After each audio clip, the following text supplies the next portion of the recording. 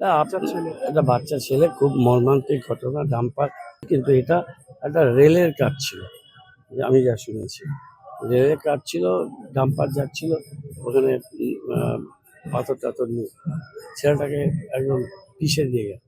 অত্যন্ত মর্মান্তিক ঘটনা। পুলিশকেও আমরা বলবো যে বিষয়টাকে ভালো করে ওরা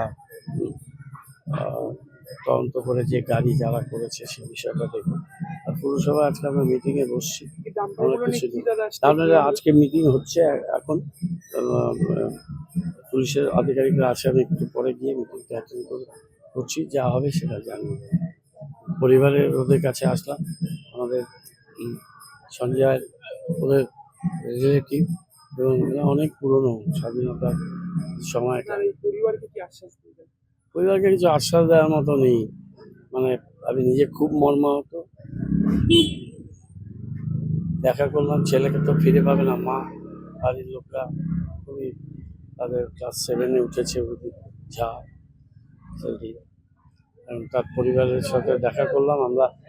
এই ডাম্পারগুলো গভর্নমেন্টের কাজেই হোক, গভর্নমেন্ট অফ ইন্ডিয়া রেলের কাজে যাচ্ছিল, ওরা কীভাবে অ্যাপ্লাই করিয়েছে জানি না। আমরা একটা ব্যবস্থা নেব, বড় গাড়ি, ভারী গাড়ি শহরে একটা সময়ের বাইরে চলাচলের ব্যাপারে আর মিটিং করে